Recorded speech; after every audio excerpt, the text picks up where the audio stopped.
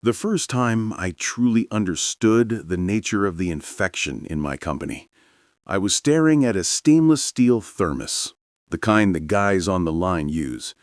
It was sitting on the conference room table, beaded with condensation, next to Gavin's impeccably manicured hand.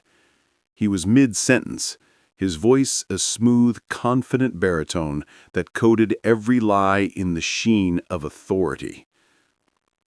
And so, by resequencing the production run on the flywheel account, we managed to pull the deadline forward by 48 hours, he said, spreading his hands as if bestowing a gift upon the assembled department heads.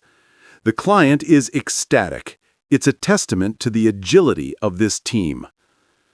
A quiet, corrosive heat bloomed in my chest. Agility. The word was a bullet that had just struck me, and I was the only one in the room bleeding. There had been no resequencing. There had been a sabotage. 3 days earlier, Gavin had come to my office, all false concern, and told me corporate needed a full diagnostic report on the H-series line, a meaningless, time-consuming busywork task. He'd said it was a top priority, directly from regional. I'd pulled 2 of my best mechanics off the flywheel prep for 48 hours to comply. We'd missed our internal checkpoints as a direct result. And now he was standing there, having solved the problem he himself had engineered, bathing in the admiring light of our boss, Cynthia. I am 46 years old. I have run operations at Oratech Manufacturing for nearly 20 years. I started on the floor, 17 years old, my hands already learning the language of grease and torque. I know the rhythm of this place in my bones, the hiss of the pneumatic presses, the low hum of the conveyor belts that is the plant's steady heartbeat, the way the light from the high bay windows cuts through the dust motes at 3 in the afternoon. I worked my way up, not through charm or politics, but by understanding the machinery, both steel and human. I know who does the real work, who leans on the shovels, and who, like Gavin, simply paints the handle and takes credit for the whole. I forced my eyes away from his thermos, from his smug, smiling face, and looked down at my own hands. They are not the soft hands of a lifelong office man. They are broad, scarred across the knuckles, with nails that are always faintly lined with grime no amount of scrubbing can remove. They are hands that remember how to build things, to fix things. Gavin's hands looked like they were designed to hold a pen and sign other people's ideas. The meeting ended. Chairs scraped back, voices murmured. As people filed out, Cynthia stopped by my chair. "Solid work on adapting, Mark," she said, her tone dismissive. She was already moving on, her focus on the next quarter's projections. I just nodded, the lie a bitter pill on my tongue. Later, in the cavernous, echoing space of the plant floor, I found myself standing by the H-series line. The diagnostic report my team had been forced to run was sitting in a binder, utterly useless. The air smelled of cutting fluid and warm metal, the honest scent of work. I saw Ben over by the quality control station. He was 23 maybe, with a focused intensity that was rare in someone his age. He was running a micrometer over a flywheel housing, his brow furrowed in concentration. He didn't see me. He was in the zone.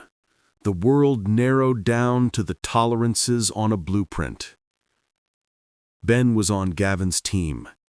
He idolized the man, saw in him the kind of sharp-dressed, articulate leader he probably aspired to become.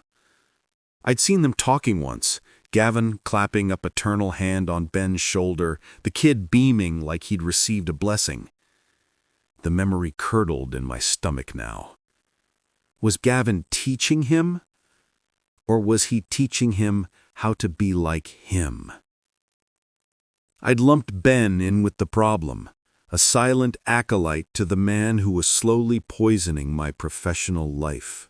That was my first mistake. Not the last or the worst, but the foundational one.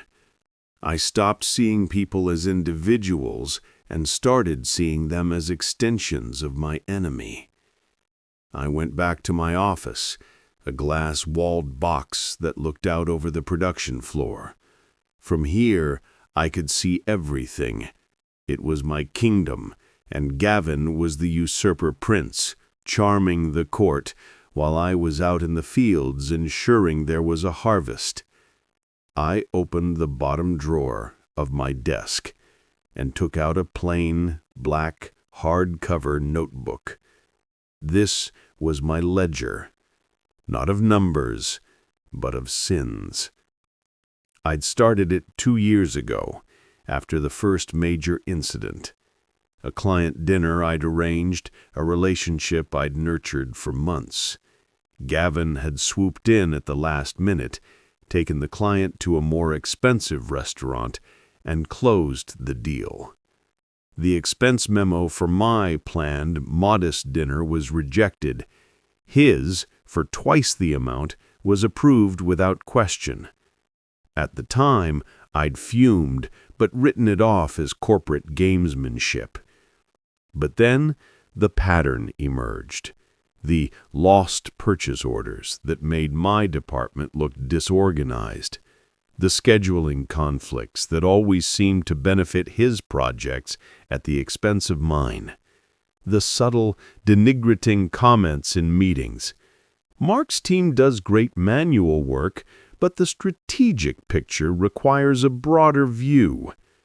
He was a master of the paper cut. 1,000 small bloodletting wounds that never seemed fatal on their own, but were slowly draining the life out of my authority, my reputation, my spirit. I picked up a pen and wrote the date. May 16th. Flywheel Project. Gavin claims credit for solution to a problem he created by redirecting my team. Cynthia praised him. I said nothing. The words were inadequate. They couldn't capture the simmering resentment, the feeling of powerlessness, the sheer gut-wrenching frustration of watching a liar be rewarded. I had tried to fight back once, through the proper channels. I'd gone to HR with a carefully worded complaint about disruptive management styles. They'd listened, nodded, and sent me an email 2 weeks later suggesting I focus on project KPIs and interdepartmental collaboration. They'd painted me as the problem, the one who couldn't get along. That was the day I decided the high road was a road to nowhere. If the system wouldn't purge the infection, I would have to become the antibiotic, a targeted, undetectable, lethal one. My revenge would not be a blunt instrument, it would be a surgical strike. I would use the system he so effortlessly manipulated against him. I would become a student of Gavin, learning his methods, not to emulate them, but to autopsy them.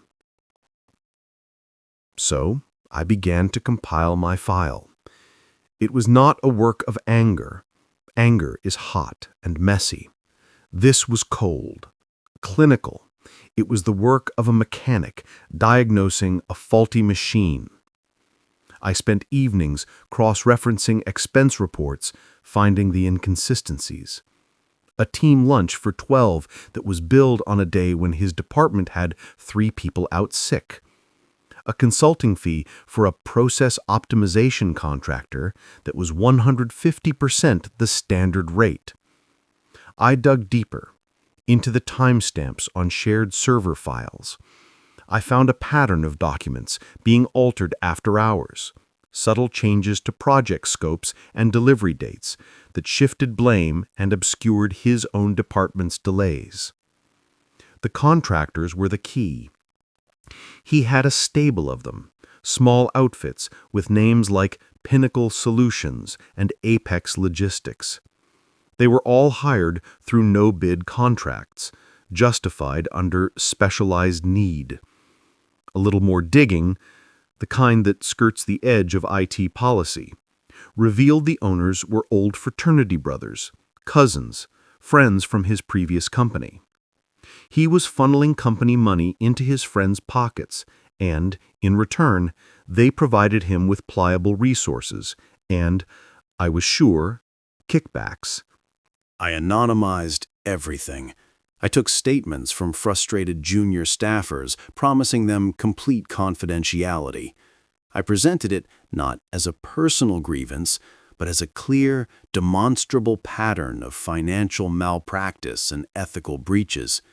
I was the ghost in the machine, the silent, meticulous corrector of a broken balance. The day I sent the dossier, a clean PDF file attached to a blank email sent from a temporary account to the direct inboxes of the head of corporate compliance and the regional audit director, I felt a profound sense of calm. I had done it. I had exercised control in a situation where I had felt powerless for years. I had not screamed or threatened or confronted. I had simply presented the facts. Let the system, with its own weight and gravity, do the rest. Then I waited. The 2 months that followed were a master class in psychological tension. Every day I walked into the office expecting to see the storm break. Gavin was his usual glib self, holding court in the break room, his laughter echoing down the hall. He'd clapped me on the shoulder once. "Keeping the lights on, Mark?" he'd asked, his eyes crinkling with a friendship that was the most exquisite form of insult. "Someone has to," I'd replied, my voice even. Inside, I was a coiled spring. I started watching Ben more closely. He was a good kid. I had to admit that, even through the lens of my prejudice. He worked the night shift, but he often stayed late or came in early if a complex job was running. He didn't gossip, he didn't loaf. He treated the massive, cantankerous CNC machine like a temperamental artist, coaxing perfect parts out of it with a mix of reverence and skill. He was the kind of employee you built a company on. And he was loyal to Gavin.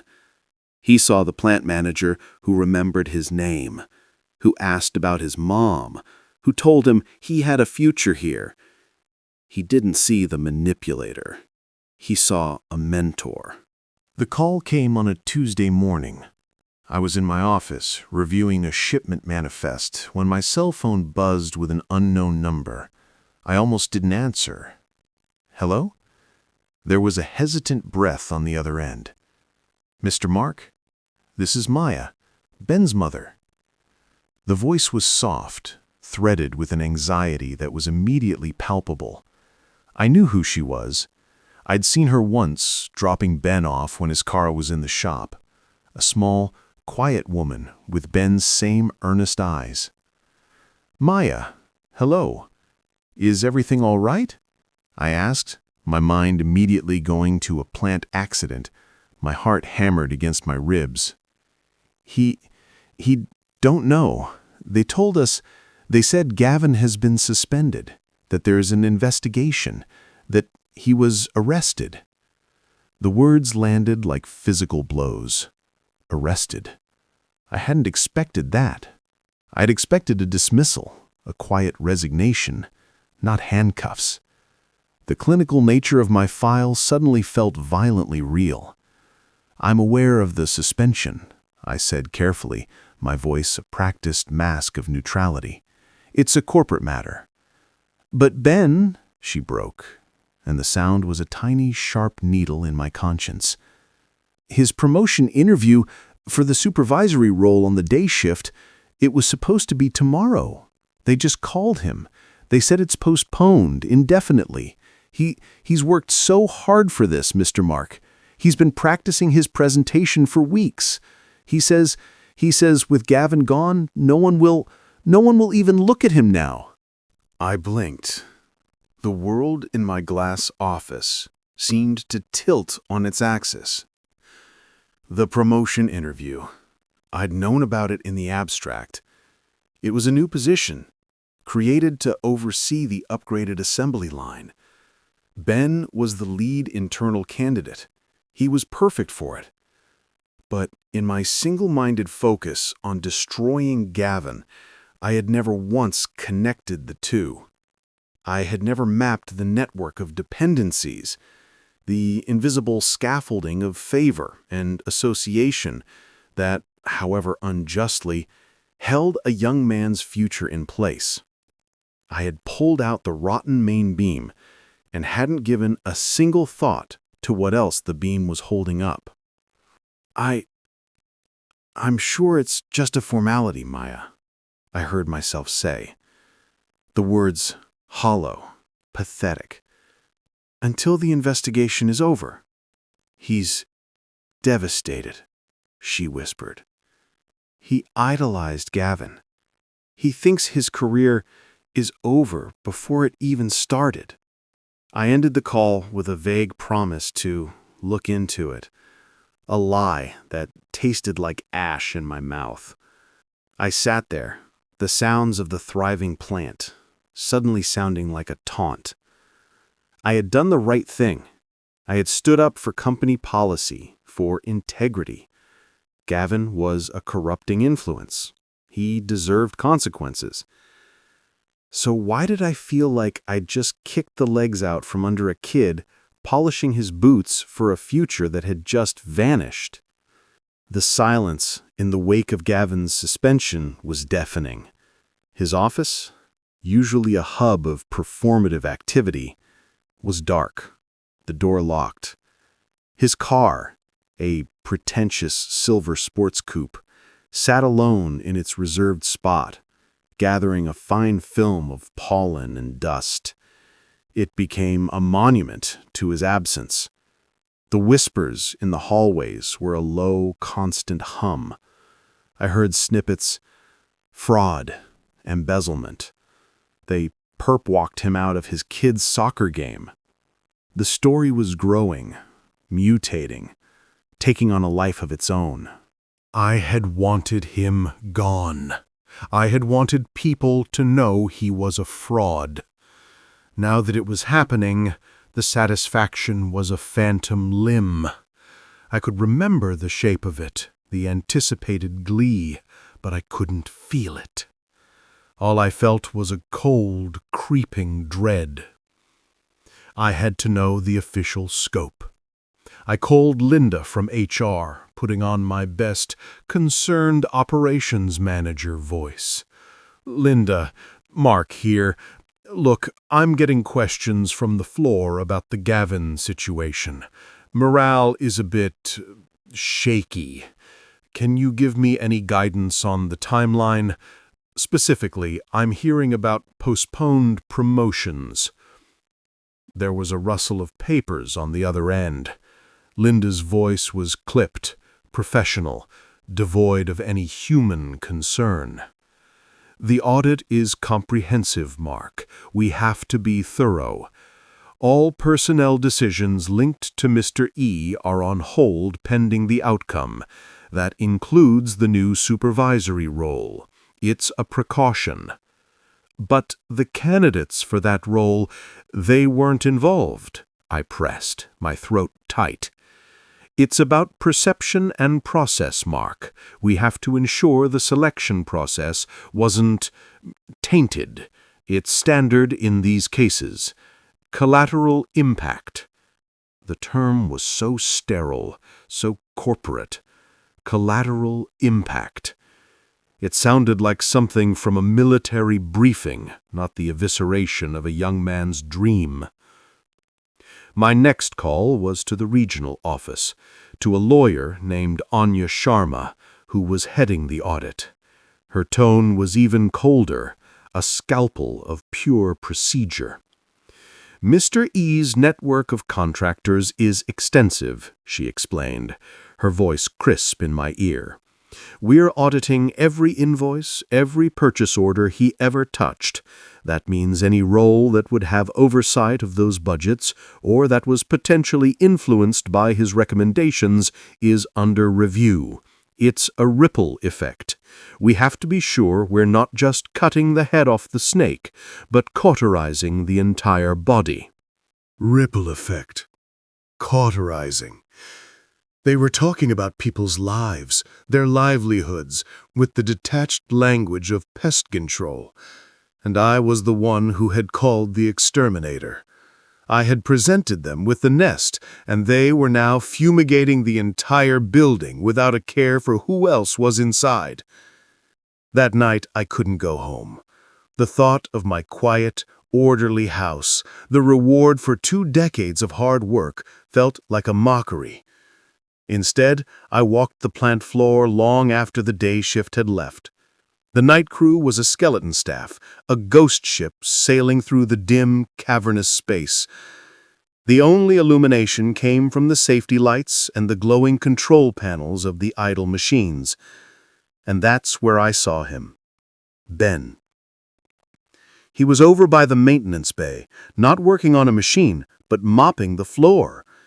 It wasn't his job, but he was doing it with the same focused intensity he applied to everything. The swish of the wet mop, the squeak of the wheels on the bucket, they were the only sounds in the vast quiet.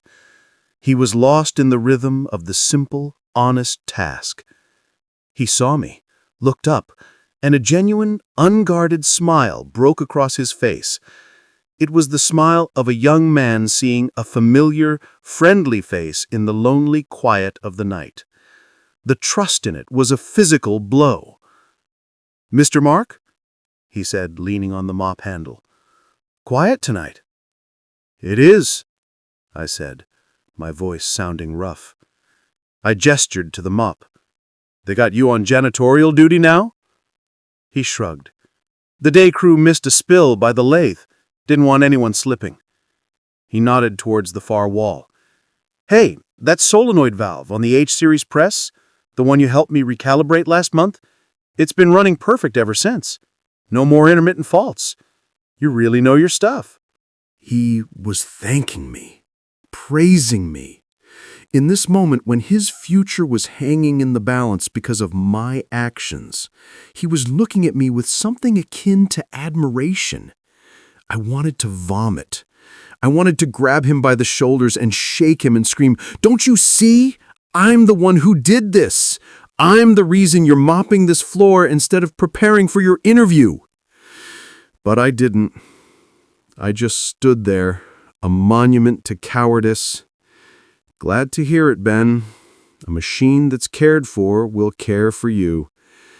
The platitude felt so hollow it echoed in the empty space between us. I finally went home, but sleep was impossible. I sat in my dark living room, the only light coming from the street lamp outside, painting long, accusing shadows across the floor. I thought about my rationalizations. Gavin deserves this. He made others pay first. I'm just balancing the scales. But the scales I was looking at only had one side, Gavin's. I hadn't even considered putting Ben's dreams on the other side. I had been so focused on the surgical strike, I failed to see the healthy tissue I was about to scorch. His small cruelties were, perversely, the scaffolding for people like Ben. Remove the scaffold without warning, and the whole fragile structure of their ambition comes crashing down. 2 weeks later, the company-wide memo arrived.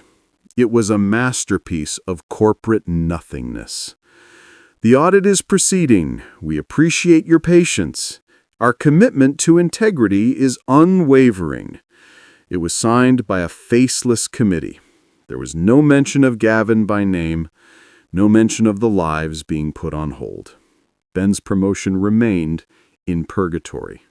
Later that afternoon, my personal phone chimed. A text from Maya. It wasn't a message of words, but a picture. A photo of a pair of worn, scuffed work boots placed neatly by a doorway. The leather was soft and creased, the soles worn down. They were the boots of a man who stood on his feet all day, who knew the value of good, reliable tools. The text below it read, "He stayed up all night revising his presentation. He's so proud of this opportunity. He polishes these every Sunday night." I stared at the image until the screen went dark. I saw myself in those boots 20 years ago. The hope, the determination, the belief that hard work was its own reward, but that it would eventually be recognized. I had taken that from him. Not directly, not intentionally, but with the cold, indifferent precision of a bureaucrat wielding a policy manual like a weapon. The file on Gavin, the one I had compiled with such meticulous, righteous care, sat on my desk. It was no longer a trophy. It was a tombstone. It was the weight of my own naivete. I had thought I was injecting truth into a corrupt system. I hadn't realized the system's immune response would attack everything in its path, the healthy and the infected alike. I had to see him. I had to look the monster in the eye and see if I could find the man I had destroyed. The visitation room at the county holding facility was a bleak, beige box that smelled of antiseptic and despair. When they brought Gavin in, he was wearing a standard-issue jumpsuit, too large for him. He seemed to have shrunk. The confident, booming presence was gone, replaced by a husk of a man. His eyes, which had always sparkled with cunning, were flat and tired. He sat down opposite me, the scarred table between us. He didn't seem surprised to see me. "Mark," he said, his voice a dry rustle. "Gavin." We sat in silence for a moment. He was studying my face, and I knew he was looking for a tell, a sign of guilt or gloating. "Who told?" he asked, finally. The question was quiet, devoid of anger. It was the question of a man who simply wanted to complete the equation, to understand the variables that had led to his ruin. I looked at him, this man I had hated with a passion that had kept me warm on countless sleepless nights. I saw the lines of stress around his mouth, the gray stubble on his chin. He wasn't a monster. He was just a man, a flawed, greedy, manipulative man, but a man nonetheless. I named no names. I just held his gaze. He closed his eyes slowly, as if the effort of keeping them open was too much. When he spoke, his words were so soft I almost missed them, but they have echoed in my head ever since. He whispered, "I always thought you were the one who truly understood how the plant worked." The statement was not an accusation. It was a lament, and in its own twisted way, it was the most devastating critique I had ever received. He hadn't seen me as a righteous avenger.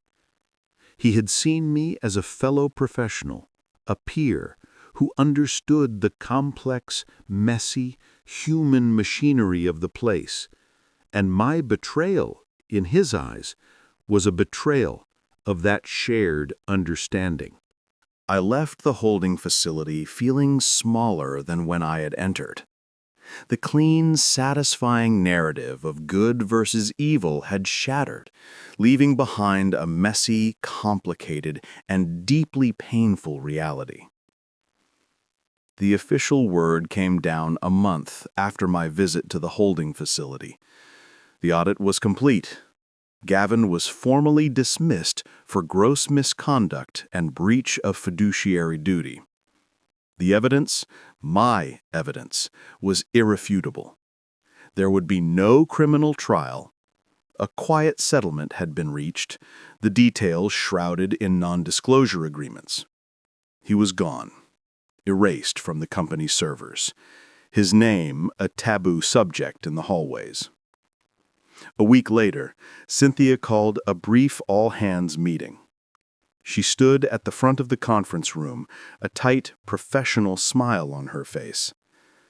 I want to commend the corporate compliance and audit teams for their diligent work in resolving a recent personnel matter.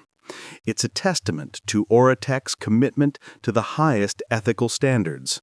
Let's put this behind us and focus on the exciting growth ahead. A smattering of polite applause. People shifted in their seats, eager to get back to work. Morale, I was told, had improved.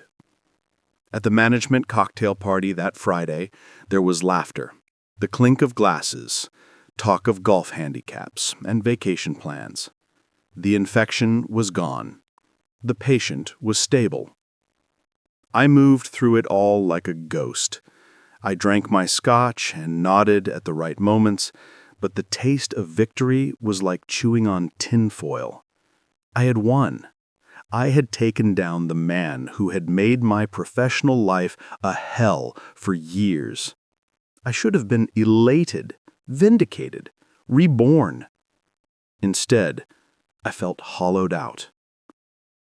The final, quiet knife twist came via a terse 2-line email from HR to the department managers.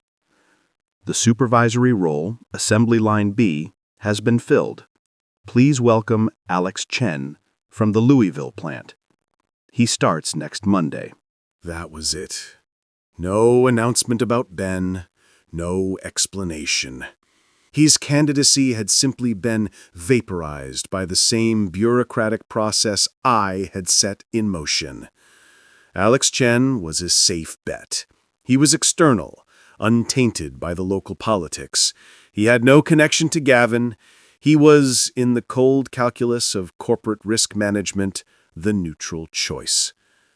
I found myself standing at the window of my office, looking down on the floor. It was the end of the night shift. I saw Ben packing his tool locker. He did it slowly, methodically. He didn't slam the door. He just closed it with a quiet final click, patted it twice with his palm, and walked towards the time clock. His shoulders, usually squared with purpose, were slumped. The hopeful energy that had always surrounded him was gone, replaced by a weary resignation. He was 23, and he already looked like he carried the weight of the world. I had done that. I had extinguished his light. The months that followed were a slow, grinding exercise in self-recrimination. I functioned. I did my job. The plant ran smoothly. But the passion was gone. The pride I took in the hum of a well-oiled machine had been replaced by a numb sense of duty. I started sitting in my car after work, my fingers resting on the steering wheel, the engine off, the silence of the parking garage pressing in on me. I thought about moral ledgers. Is justice about taking from the guilty until the scales are balanced, or is it a more delicate instrument, one that must weigh every single life you unsettle in the process? I had been an accountant of vengeance, and I had failed to account for the most important variable, collateral damage.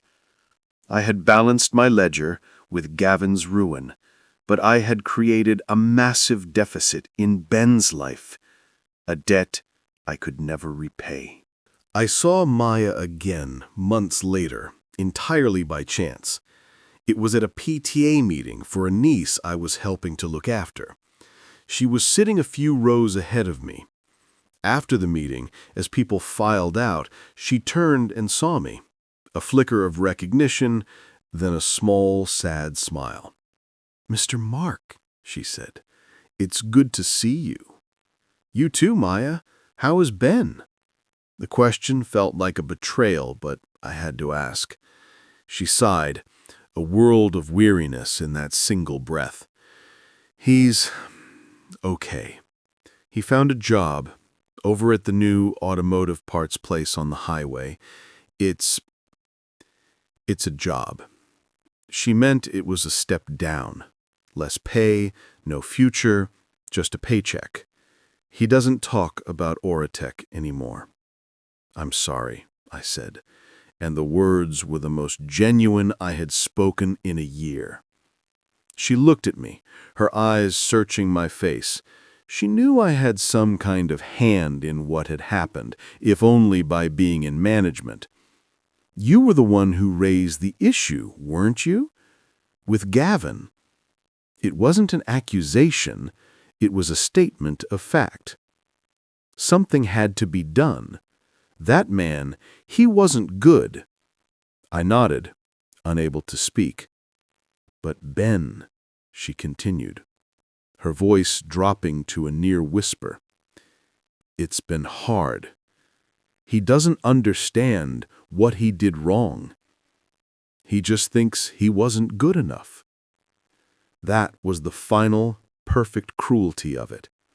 I hadn't just cost him a promotion, I had cost him his confidence, his belief in the system, his faith in his own worth. I had made him feel like a failure for a crime he didn't commit. I looked at this woman whose only sin was being proud of her hard-working son, and I answered like a man who has learned the bitter grammar of regret. "People pay the cost of truth, Maya. Sometimes more than they should." She held my gaze for a long moment, and I saw the question in her eyes, unspoken but screamingly loud. Was it worth it? Was taking down one bad man worth breaking my good son? I had no answer for her. All I had was the memory, a ghost that haunted my quiet moments. The memory of Ben in the half-light of the plant, polishing a wrench with a clean rag, his movements careful, reverent, as if he were polishing his own future. And the parallel memory, the one that now made me sick with shame, the fleeting, electric glee I had felt when the notification for the audit team's first response had pinged in my inbox. That moment of pure, unadulterated victory.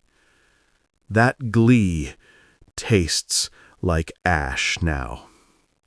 It's a taste I've grown accustomed to. If there's a lesson here, I don't have it clean. The world doesn't deliver those.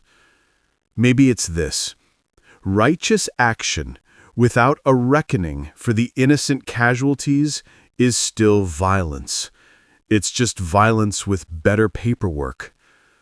Maybe it's that winning a moral battle doesn't mean you win peace.